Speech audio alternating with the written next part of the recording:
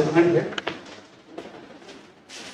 पत्रस की पहली पत्री उसका 5वां अध्याय वचन 5 से लेकर वचन 7 तक। पत्रस की पहली पत्री पांचवा अध्याय और 5 वचन से लेकर 7 वचन तक। आइए हम परमेश्वर के वचन पालन करते हुए अपने जगह पर खड़े हो गए और इस खंड को यहाँ पर जिस तरह से लिखा हुआ है, इसी प्रकार हे नवजुग को तुम भी प्राचीनों के अधीन बनो, बल्कि तुम सब के सब एक दूसरे की सेवा के लिए दीनता से कमर बांधे रहो, क्योंकि परमेश्वर अभिमानियों का विरोध करता है परंतु दीनों पर अनुग्रह करता है। इसलिए परमेश्वर के बलवंत हाथ के नीचे दीनता से रहो, जिससे वे तुम्हें उच्च समय पर बढ़ाए। अपनी सारी चिंता उसी पर डाल दो, क्योंकि उसको तुम्हारा ध्यान है। परमेश्वर के पवित्र वचन से पढ़े जाने से आपसे बैठे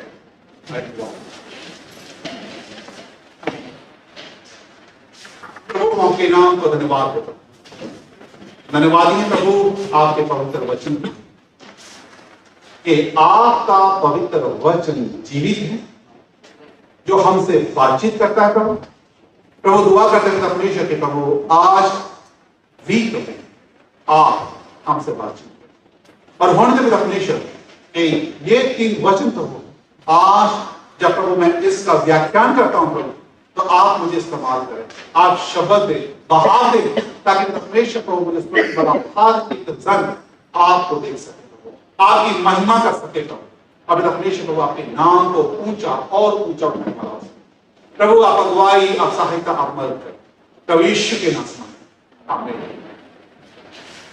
हम पत्रस की पहली पत्री और उसके 5वें अध्याय में हैं।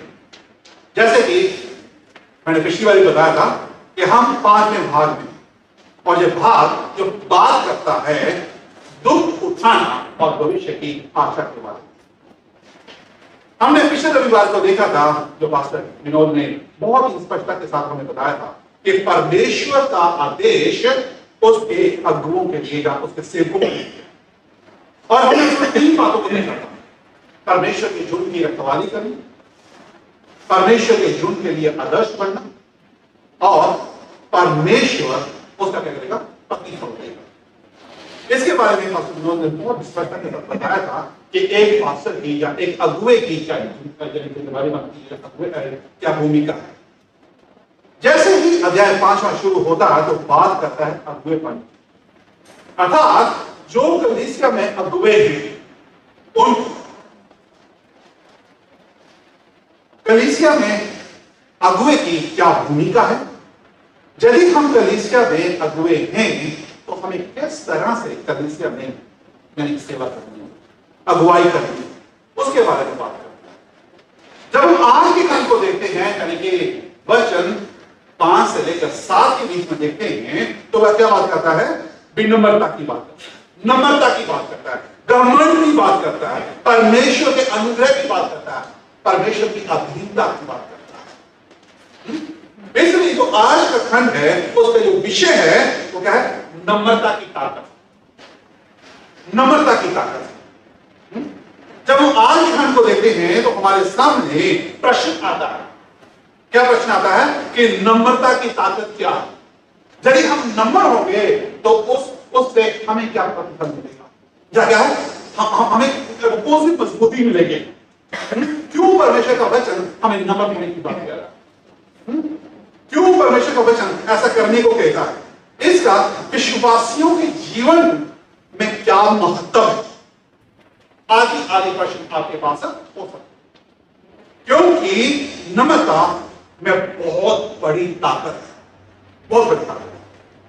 आज के खंड में हम 3 बातों को सीखेंगे जो हमें नम्रता की ताकत के बारे में सिखाएंगे, हमें बताएंगे कि हमें किस तरह से अपने आप को नम्र कर सकते हैं, जो हमें बताएंगे कि किस तरह से यदि हम अपने आप को नम्र करते हैं तो उसके फायदे क्या हैं।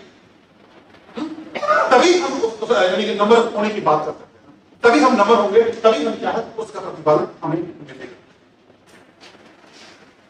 कई प्रचारकों टाइटैनिक जहाज का जिक्र किया अपने प्रचारों में, लेकिन आज मैं भी इस कहानी का आपके सामने इस्तेमाल करना चाहता हूं।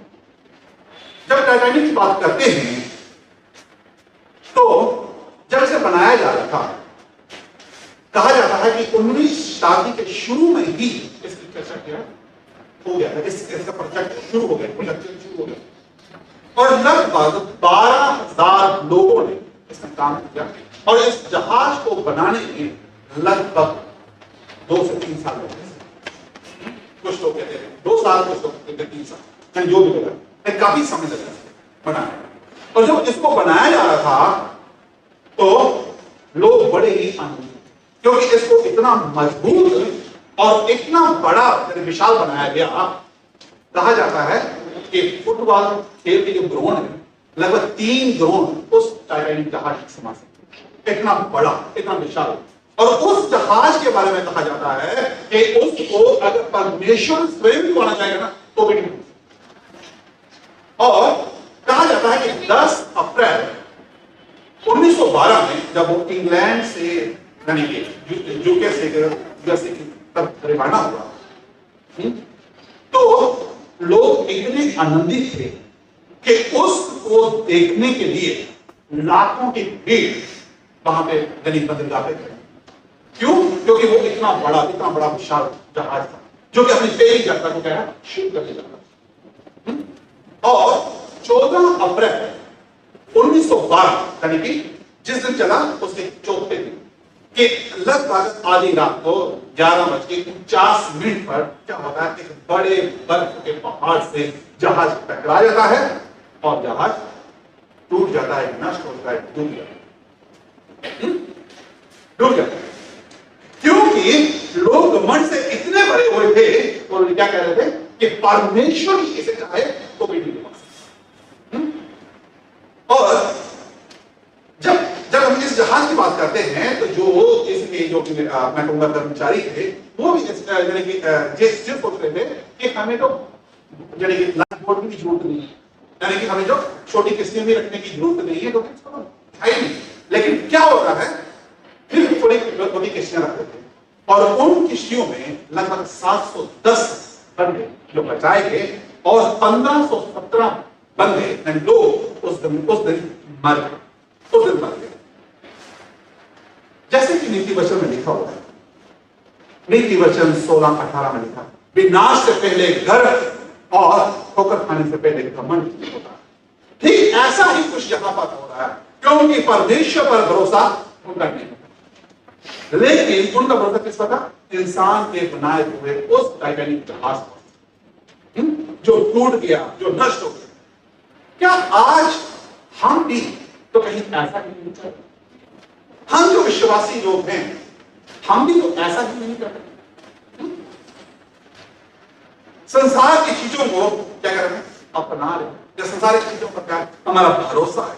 यदि ऐसा है तो परमेश्वर का वचन आज हमसे ही यही बात कहता है। क्या कहता है? विनाश से पहले गर्व और ठोकर खाने से पहले क्या होता है? घमंड। इसलिए इन्होंने क्या किया? परमेश्वर पर भरोसा किया। कहीं ऐसा ना हो कि हम भी परमेश्वर पर भरोसा ना रखें और हम क्या नाश हो जाए। इसलिए कहा जाता है कि परमेश्वर घमंडियों का नाश करेगा। आई पहली बात को देखिए, जो पहला बिंदु क्या है? परमेश्वर नम्र लोगों पर अनुग्रह करता है। परमेश्वर नम्र लोगों पर क्या करता है? अनुग्रह करता है। जब मैं बात करता हूं, जब मैं ये कहता हूं कि परमेश्वर नम्र लोगों पर क्या करता है? अनुग्रह करता है, तो हमें अपने आप से पूछने की आवश्यकता है कि क्या मैं नम्र हूं? क्या हमारे कलीसिया के लोग नम्र हैं? क्या मेरे परिवार के लोग नम्र हैं? हम इस बात को जानने की जरूरत है कि हम नम्र नहीं, हम नम्र नहीं, हम में से कोई भी नम्र नहीं। इसलिए जो जरूरी है कि हमें नम्र होने की जरूरत है। और यदि हम नम्र नहीं है तो हमें जरूरी है, क्योंकि नम्रता में बहुत बड़ी ताकत है। हमें नम्र होने की जरूरत है, क्योंकि परमेश्वर का वचन हमें ऐसा कहता है कि हमें क्या है, नम्र होने की जरूरत है। और हमें अपने घमंड के कारण हम अपने परमेश्वर को भी खुश नहीं समझते।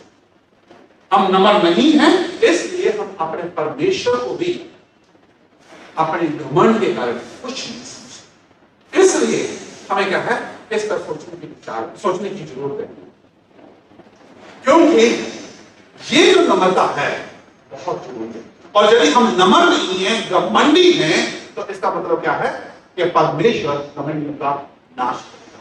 यदि मैं घमंडी हूं तो परमेश्वर मेरा क्या करेगा, नाश करेगा, मुझे नष्ट कर देगा। इसलिए हमें नम्र होने की जरूरत है। ये घमंड का जो है, जो मैं कहूंगा, जो पाप है, मैं कहूंगा इसको, ये घमंड का जो पाप है, ये क्या है, आज के समय का नहीं है। ये घमंड का पाप तो क्या है, शुरू से। यही घमंड का पाप लूसीफर के जीवन में आया और उसको ऊपर से नीचे गिरा। यही घमंड का पाप आदम हवा के जीवन में आया और उनको अदम की वाटिका से बाहर। अगर यही घमंड का पाप मेरे और आपके जीवन में है, तो ये क्या करेगा, हमें भी हमारे परमेश्वर की उपस्थिति से क्या कर देगा, अलग कर देगा, दूर कर देगा। इसलिए जरूरी है कि हम क्या करें, अपने आप को नम्र करें, नम्र करें। देखिए 5वें का पहला वाक्य कहता है, इसी प्रकार के नबजों को तुम भी प्राचीनों के अधीन हो जाओ। वचन 1 में तो कहता है कि अगुओं के अधीन हो, लेकिन यहां पर वचन 5 में क्या कहता है, नबजुर्गों की बात करता है, जवानों की बात करता है, जवानों की बात करता है। क्यों? क्योंकि नबजुर्गों को अपने प्राचीनों के अधीन होने की जरूरत है। क्यों ऐसा, क्यों ऐसा कहता है? जब हम इस पत्री को देखते हैं तो यह पत्री किनको लिखी जा रही है, उन मसीहों को लिखी जा रही है जो तितर बितर होकर रहे, जो सताए जा रहे हैं, जो सताए जा रहे हैं। जब कलीसिया में बाहर से तनाव आता है, जैसे सताव आता है, तो क्या होता है, कलीसिया के अंदर तनाव उत्पन्न होता है, तनाव उत्पन्न होता है। और जब कलीसिया के अंदर तनाव उत्पन्न होता है तो कलीसिया में घमंड उत्पन्न होता है। और सबसे पहले जो ये जो जोश जो आता है वो क्या आता है, जवानों। क्यों? क्योंकि जवानों का खून जो गर्म होता है, वो गर्म खून के कारण क्या होता है, वो कहता है कि ये कैसे हो सकता है, हम इसका विरोध करेंगे। इसलिए पतरस क्या करना चाह रहा है, जवानों को नसीहत देना चाहता है कि आपको क्या होने की जरूरत है, सबसे पहले आपको अपने प्राचीनों के अधीन होने की जरूरत है। क्यों?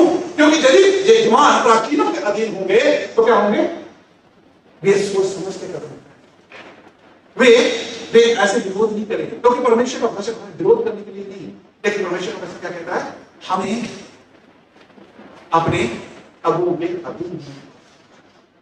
अधीनता की बात करता है। क्योंकि अधीनता के अंदर क्या है, ताकत है, ताकत है। और परमेश्वर चाहता है कि हम क्या करें, इस अधीनता की ताकत के अंदर हम रहें। क्योंकि जो नई पीढ़ी है वे सोचती है कि हम क्या कर सकते हैं, इन प्राचीनों से, इन बुजुर्गों से क्या है, हम कर सकते हैं, लेकिन ऐसा नहीं हो सकता, ऐसा नहीं हो सकता। क्योंकि बाइबल इसके क्या है, जीवित उदाहरण हमारे सामने रखती है। मैं आपके सामने बाइबल के 2 उदाहरणों को रखना चाहता हूं। सबसे पहले पहला राजा 12वां अध्याय, ये उस समय की घटना को बताता है जब इजराइल 2 भागों में विभाजित होता है। संपूर्ण इजराइल जो राज किया तो किसने किया, शाऊल, उसके बाद दाऊद, उसके बाद सुलेमान के समय में क्या है, राज्य बहुत बड़ी तेजी से बढ़ रहा था और क्या है, बहुत सब कुछ बढ़िया था। और उसके बाद उसका बेटा रेहबाम का समय आता है, और जब उसका समय आता है तो उसके पास प्राचीन आ गई इस्राएल, और वो कहते हैं कि तेरे पिता ने तो हम पर क्या है, बहुत अत्याचार किए, लेकिन तुमने थोड़ा नम्रता का सलूक हमारे साथ का। तो उसने सबसे पहले सलाह किससे ली, उनसे जिनसे वो उनका पिता यानी सुलेमान सलाह लिया करता, और उन्होंने कहा कि क्या तो इनकी बात मानो। उसके बाद उसने किससे सलाह ली, अपने मित्रों से सलाह की, और मित्रों ने क्या कहा कि तो ये कहना कि वो शोंगर उसकी जो छठी उंगली थी, वो कहता कि तू ऐसा कहना चाहिए मेरी छठी उंगली है वो मेरे पिता की कमर से मोटी है, और तू क्या कर, तो उनसे कहना कि मेरा पिता तो तुम्हें क्या करता था, कोड़ों से ताड़ना देता, लेकिन मैं तुम्हें विषयों से ताड़ना, मैं क्या है, मैं उस बोझ को और मजबूत करूं। और क्या होता है, जिसका परिणाम क्या होता है कि राज्य को में बढ़ जाता है। उसके बाद तो सिर्फ 2 बोतल लेते हैं और 10 बोतल इजराइल में। क्या किस कारण हुआ? घमंड के कारण, घमंड के कारण। दूसरा उदाहरण मैं दानियल का देना चाहता हूं। जब हम दानियल के पुस्तक उसका 4था अध्याय वचन 29 से लेकर आगे देखते हैं तो वहां पर क्या होता है, लिखा है नबूकदनेस्सर 12 महीने बीतने पर जब वे बाबुल के राजभवन की छत पर टहल रहा था, तो क्या हो रहा है, तब कहने लगा क्या बड़ा बाबुल, क्या कहता, क्या ये बड़ा बाबुल नहीं जिसे मैं ही ने अपने बल और सामर्थ और राजनिवास होने को और अपनी प्रताप की बड़ाई के लिए बसाया है। ये वचन उसके मुंह से निकले ही ना पाए थे कि ये आकाशवाणी हुई, हे राजा नबूकदनेस्सर, तेरे विषय में ये आज्ञा निकली है कि राज्य तेरे हाथ से निकल गया या ले लिया गया और तो मनुष्यों के बीच में से निकाला जाएगा और मैदान के पशुओं के संग रहेगा और बैलों की नाई घास चलेगा। 7 साल तुझ पर बीतेंगे तब तक कि तू ना जाने कि परम प्रधान मनुष्यों के राज्य पर भी प्रभुता करता है और जिसे चाहे वे उसे ले लेता है। सोच, एक राजा जिसको क्या कहता है, परमेश्वर क्या कहता है कि तू इसके साथ होगा, बैलों के समान घास चलेगा, तो इस पर ओज पड़े करेगी। ऐसी हालात में परमेश्वर क्या करता था, किसके कारण? घमंड के कारण। यदि हम घमंड करते हैं तो क्या होगा, हमारा नाश हो जाएगा, हमारा नाश हो जाएगा। लेकिन देखिए 37वें वचन में क्या होता है, 37वें वचन में क्या होता है, अब मैं नबूकदनेस्सर स्वर्ग के राजा को सराहता हूं और उसकी स्तुति और महिमा करता हूं क्योंकि उसके सब काम सच्चे और उसके सब व्यवहार न्याय के हैं और जो लोग घमंड से चलते हैं उन्हें वे नीचा कर सकते। तब क्या होता है, परमेश्वर उसको उसका राज्य दे देता है। तब जब वो सच्चा बचा। यदि आज हम भी घमंड से भरे हुए तो हमें क्या है, परमेश्वर के समीप जाने की जरूरत है और परमेश्वर से ये कहने की जरूरत है कि परमेश्वर तुम मुझे क्षमा कर। और जब हम ये प्रार्थना करेंगे तो परमेश्वर क्या करेगा, हमें नम्र करेगा और जब हम नम्र होंगे तो क्या करेगा, परमेश्वर हमें इसके बदले में क्या करेगा, आशीष करेगा। परमेश्वर हम पर अनुग्रह करता है ताकि हम नम्र हों, इसलिए परमेश्वर का अनुग्रह की बहुत जरूरत है, हमें नम्र होने की जरूरत है। यदि नहीं होंगे तो परमेश्वर का अनुग्रह हम पर नहीं होगा। आइए दूसरी बात को देखिए, परमेश्वर क्या करता है, नम्र लोगों को क्या करता है, बढ़ाता है। यदि हम नम्र हैं तो परमेश्वर क्या करेगा, हमें बढ़ाएगा। जब हम बात करते हैं नम्र लोगों की तो जहां पर पतरस बात करता है, परमेश्वर क्या करता है, नम्र लोगों को बढ़ाता है।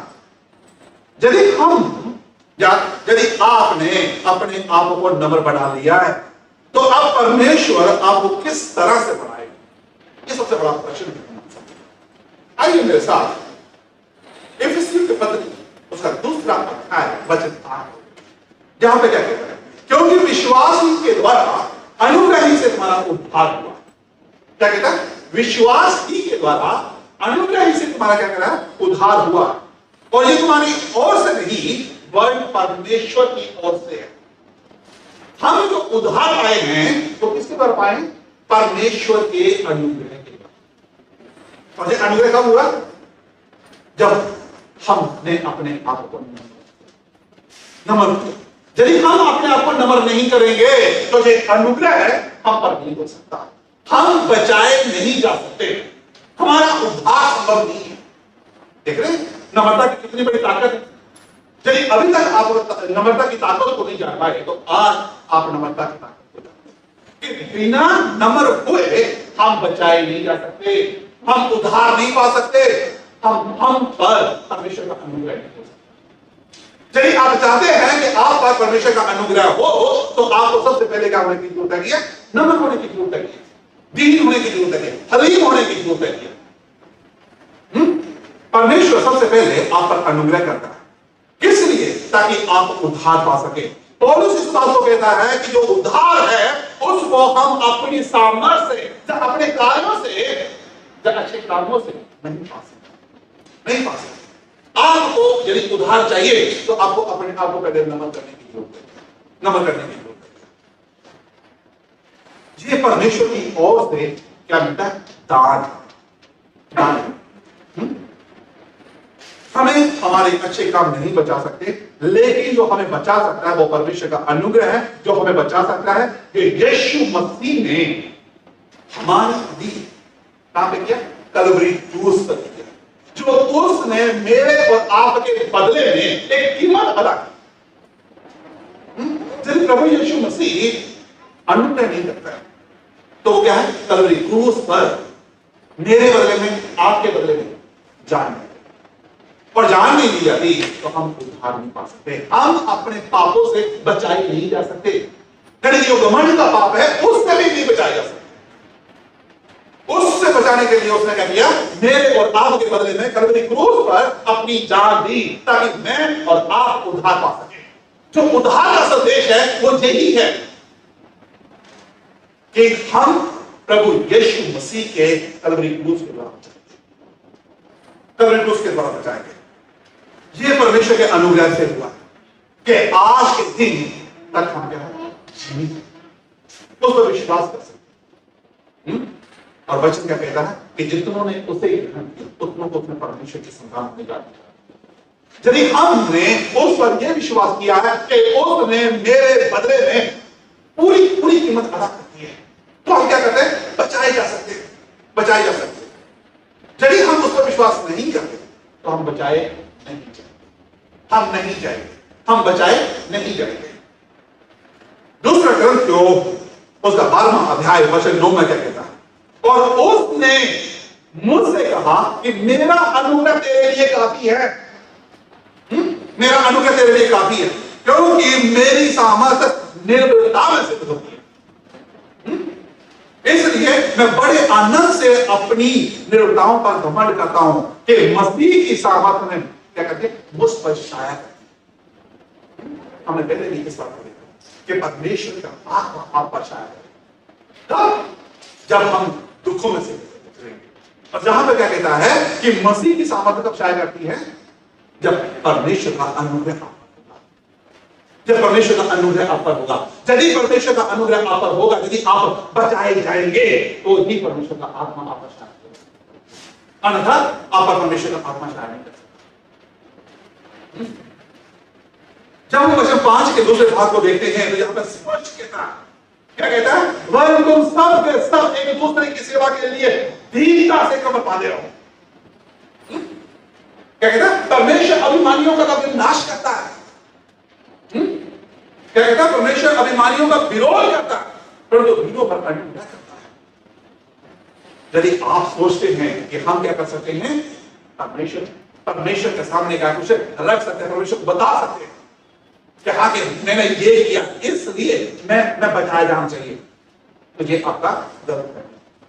हम अपने भले कामों से नहीं बचा सकते, हम क्रियाकलापों से नहीं बचाए जा सकते। हम जो बचाए जा सकते हैं वो परमेश्वर के अनुग्रह से बचाए जा सकते हैं। इसलिए नम्रता बहुत बड़ी बात है, वो आपको नम्र करेगा ताकि आप परमेश्वर के अनुग्रह को प्राप्त करें, परमेश्वर के अनुग्रह को प्राप्त करें। देखिए मेरे साथ मत्ती रचित सुसमाचार 5:5 क्या कहता है? भी क्या करता है? इस चीज को बता देता है कि वास्तव में नम्रता की ताकत क्या है। क्या कहता है? धन्य है वे जो नम्र है क्योंकि वो क्या होंगे? क्या होंगे? पृथ्वी के अधिकारी। यदि आप नम्र होंगे तो ही आप पृथ्वी के अधिकारी हो सकते हैं। देखिए नम्रता की ताकत है। आइए मत्ती रचित सुसमाचार 6 में 33 में आज क्या कहती है? इसलिए पहले तुम परमेश्वर के राज्य और उसके धर्म की खोज करो और ये सारी चीजें तुम्हें क्या करेंगे? मिल जाएंगी। मैं बार बार इस आयत को इस्तेमाल करता हूं। क्यों? क्या कहना चाहता हूं कि आज जो हम क्या कर रहे हैं, संसारिक चीजों के पीछे भाग रहे हैं।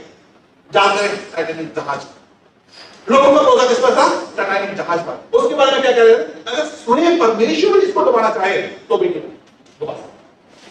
और पहले ही यात्रा में तो क्या हो गया, डूब गया, नष्ट हो गया। क्यों?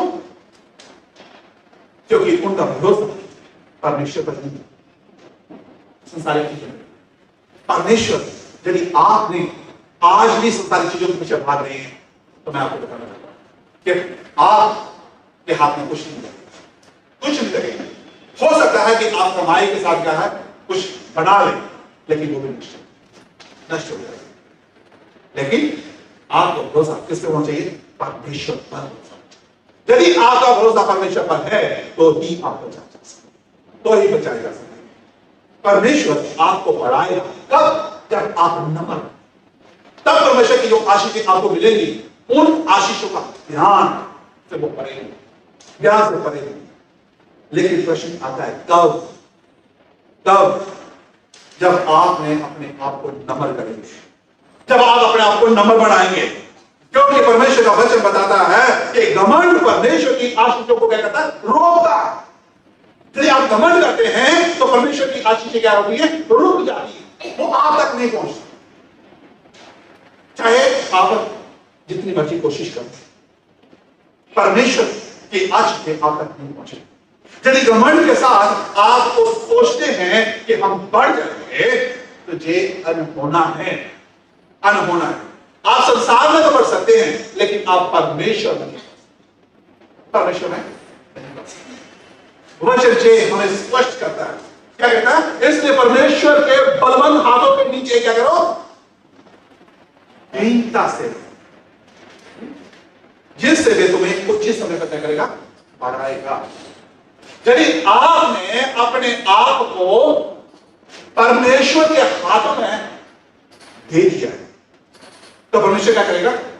आपको उचित समय पर बढ़ाएगा, बढ़ाएगा, परमेश्वर बढ़ाएगा। इसलिए आपको परमेश्वर पर भरोसा रखने की जरूरत है, परमेश्वर पर भरोसा रखने की जरूरत है। परमेश्वर ही आपको क्या करेगा? बढ़ाएगा, और कोई चीज नहीं कर सकती। देखिए नम्रता कितनी बड़ी ताकत, नम्रता कितनी बड़ी ताकत। तो तीसरी बात है, परमेश्वर नम्र लोगों की चिंता करता है। क्या करता है? परमेश्वर नम्र लोगों की चिंता करता है। वचन साफ स्पष्ट करता है, क्या कहता है? अपनी सारी चिंता, क्या कहता है?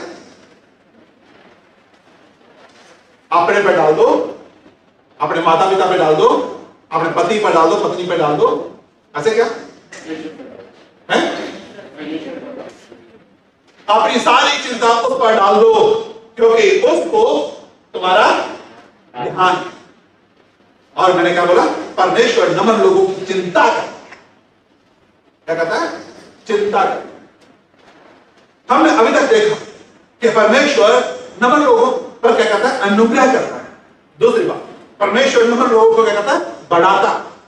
और तीसरी बात, परमेश्वर नम्र लोगों को क्या करता है? चिंता। वचन साफ क्या है? स्पष्टता से बताता है, साफ स्पष्टता से कहता है कि हमें चिंता करने की जरूरत नहीं है। जो मेरी चिंता करेगा कौन करेगा? मेरा परमेश्वर करेगा। मत्ती रचित सुसमाचार, जहां पे पत्रस से नहीं बता रहा है, मत्ती रचित सुसमाचार उसका 6वां अध्याय क्या कहता है? स्पष्टता से प्रभु यीशु मसीह ने अपने वचन की चिंता, यानी कि पहाड़ी उपदेश में प्रभु यीशु मसीह क्या कर रहा है? स्वयं क्या करता है? इसी बात को लेकर 6वां अध्याय वचन 24 से लेकर वचन 24 तक क्या कहता है? अपनी सारी चिंता उस पर डाल दो। प्रभु यीशु मसीह इस बात को, पतरस इस बात को,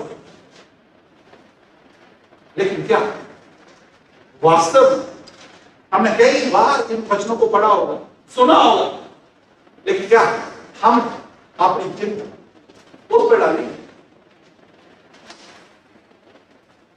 नहीं।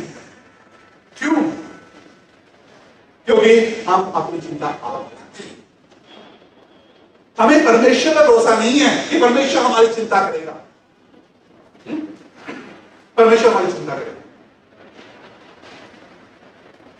में से कई लोग पेरेंट्स, माता पिता, कई के पास छोटे बच्चे,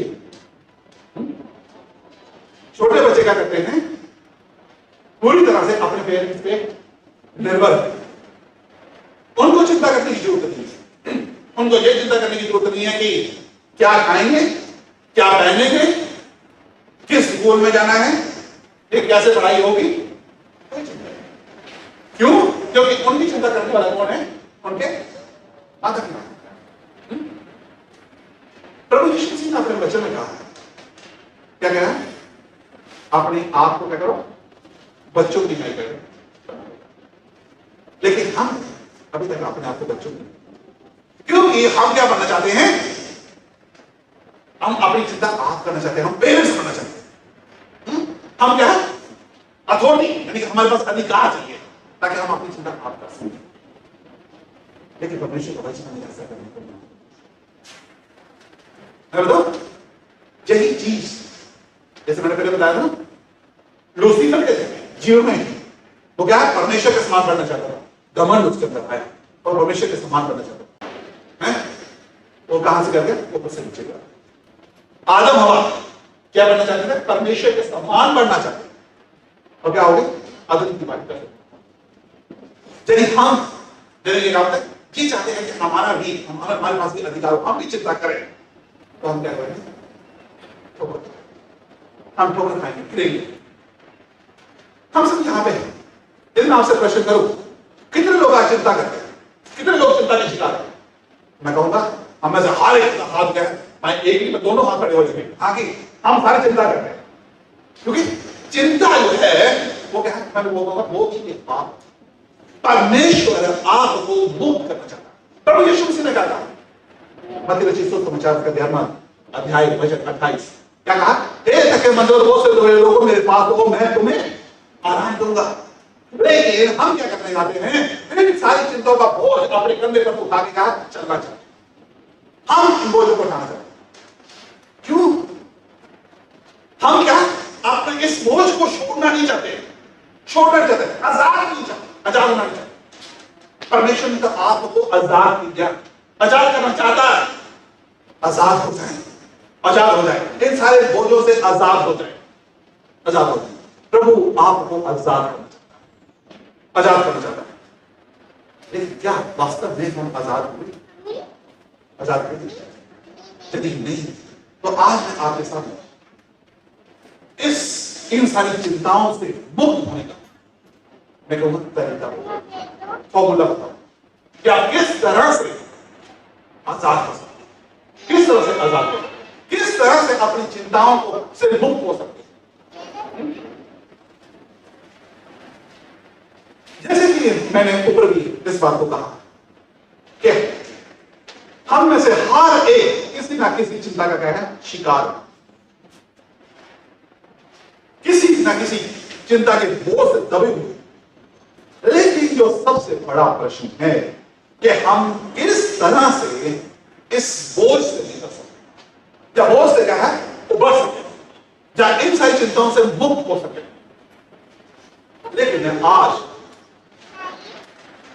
उसको इनसे बाहर निकलने का है एक तरीका आपको बताना चाहता हूं, जिसको आप इस्तेमाल कर सकते हैं और हो सकता है कि आप भी इन चिंताओं से मुक्त हो जाए। क्या आपके पास कोई ऐसी जगह है जहां पर आप डेली परमेश्वर के समीप जाते, आपके घर में या एकांत में, कहीं पार्क में, जहां पर जाकर आप अपने परमेश्वर से बातचीत करते हैं और परमेश्वर से कहते हैं कि परमेश्वर मुझे ये बात है जो मुझे परेशान करती है, या इस बात की मुझे चिंता है, मुझे मेरे बच्चों के स्कूल फीस की चिंता है, मुझे इस महीने की चिंता है कि मैं किस तरह से, मुझे इस चीज की चिंता है, मुझे अपने पेरेंट्स की चिंता है, मुझे अपने बहनों की शादी की चिंता है, मुझे कई तरह आपके पास कई सारी चिंताएं हो सकती, या इस बीमारी से मैं किस तरह से उबर सकता, कई सारी चिंता है। पास कोई ऐसी जगह है जहां पर आप ये सारी चिंता किसी दूसरे को बताने का बजाय या इस सारी चिंता का बोझ अपने ऊपर लादे हुए ना चले, लेकिन क्या किसके साथ यदि अभी तक नहीं तो आप बनाए आप परमेश्वर के लिए एक बेटी बनाए जहां पे आप पर क्या निरंतर परमेश्वर के सम्मुख जाकर परमेश्वर से कहें कि परमेश्वर मुझे ये सारी चिंताएं जो है ये चीज है जो मुझे परेशान कर रही है, ये चीज है जिनको क्या मैं आपसे ज्यादा मैं इस चीज पर ध्यान देता हूं। तो देखिए परमेश्वर आपको उस चिंता से आजाद कर देगा। वो चिंता क्या है, किस तरह से आप आजाद हो जाते हैं? जब आप अपने बोझों को परमेश्वर के समर्पित करें। याद रखें मत्ती रचित सुसमाचार 11वां अध्याय वचन 28, हे थके बंधे और बोझ से दबे लोगों मेरे पास आओ, मैं तुम्हें आराम दूंगा। आप प्रभु के पास जाएं, प्रार्थना करें प्रभु से। और कई बार हम प्रार्थना तो करते हैं, अब क्या करते हैं, जैसे चिंता का बोझ हमने अपने ऊपर लिया है वैसे ही हम चिंता को क्या है लेके चले जाते हैं। आप उन चिंताओं के साथ नहीं, लेकिन आप उस चिंता को वही प्रभु पर पास, प्रभु उस चिंता का समाधान करें। चलिए अभी तक नहीं किया आप करके देखें, प्रभु आपकी चिंताओं को क्या कर देगा, मुक्त कर देगा। आप हल्कापन महसूस करेंगे, आप उस चिंता से आजाद हो जाएंगे। प्रभु आपको उन सारी चिंताओं से आजाद करना चाहता है। चलिए नहीं तो आप उसको करके देखिए, प्रभु आपको आजाद करेगा, प्रभु आपको आजाद करेगा। जब आप प्रभु के सम्मुख जाकर अपनी चिंताओं को उसके सम्मुख रखेंगे, प्रभु आपको आजाद करेगा। ऐसा ना हो कि आप अपनी चिंताओं के साथ चलें, लेकिन आप आजादी के साथ अपने प्रभु के पास। प्रभु आपको स्वतंत्र करना चाहता है, इन सारे बोझों से आजाद करना चाहता है। प्रभु जब आप आजाद हों तो देखेंगे कि नम्रता की कितनी बड़ी सामर्थ्य, नम्रता की कितनी बड़ी सामर्थ्य। कब?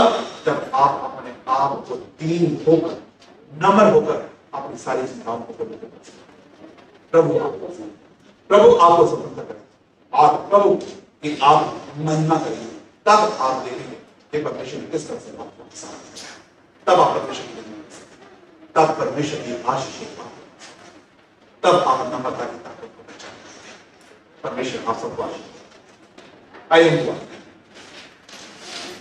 प्रभु मां के नाम को धन्यवाद दें। धन्यवाद ही परमेश्वर की प्रभु आज भी आप हमसे बातचीत करते हैं। अभी परमेश्वर प्रभु मेरा विश्वास है कि प्रभु आज भी प्रभु आपने अपने लोगों से प्रभु बातचीत की कि किस तरह से प्रभु हम घमंड से प्रभु आजाद हो सकते हैं। प्रभु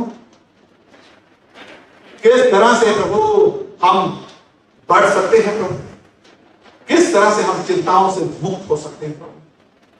प्रभु आप हमारी कलीसिया को प्रभु घमंड के पापों से आजाद, आप परमेश्वर प्रभु हमारी कलीसिया को प्रभु जो संसारिक चीजों के पीछे भाग रही है प्रभु उससे प्रभु आजाद करें, ताकि प्रभु हमारी कलीसिया का प्रत्येक जन प्रभु आपकी ओर भागे, आपकी सामर्थ की ओर भागे प्रभु, और इस बात को जान सके कि प्रभु आपकी सामर्थ हमारी कलीसिया के हर एक व्यक्ति को प्रभु मजबूत कर सकती है। प्रभु मैं दुआ करता हूं परमेश्वर प्रभु कि हमारी कलीसिया का प्रत्येक जन इन सारी चिंताओं से मुक्त हो जाए, ताकि परमेश्वर प्रभु हमारी कलीसिया का प्रत्येक जन आप में आनंदित हो सके, आप में आजादी के साथ चल सके प्रभु, क्योंकि परमेश्वर प्रभु आपने हमें आजाद किया है और प्रभु हम इस आजादी में अपने जीवन को निर्वाह करने वाले हो सके। प्रभु मैं दुआ करता हूं परमेश्वर प्रभु अपनी कलीसिया के प्रत्येक जन के लिए प्रभु जो अपनी चिंताओं के साथ आया है प्रभु, चाहे प्रभु वो बीमारी की हो प्रभु, चाहे वो परमेश्वर पैसे की हो प्रभु, चाहे परमेश्वर प्रभु वो रोजगार की हो प्रभु, चाहे परमेश्वर प्रभु वो प्रभु शादी की हो प्रभु, चाहे परमेश्वर किसी भी प्रकार की चुनाव हो प्रभु, प्रभु आप हमारी कलीसिया के प्रत्येक जन को प्रभु चिंताओं से मुक्त करो और होने दे परमेश्वर के प्रभु आज आपकी आजादी में प्रभु जाने वाला हो सके प्रभु, प्रभु हल्का होकर जाने वाला हो सके प्रभु,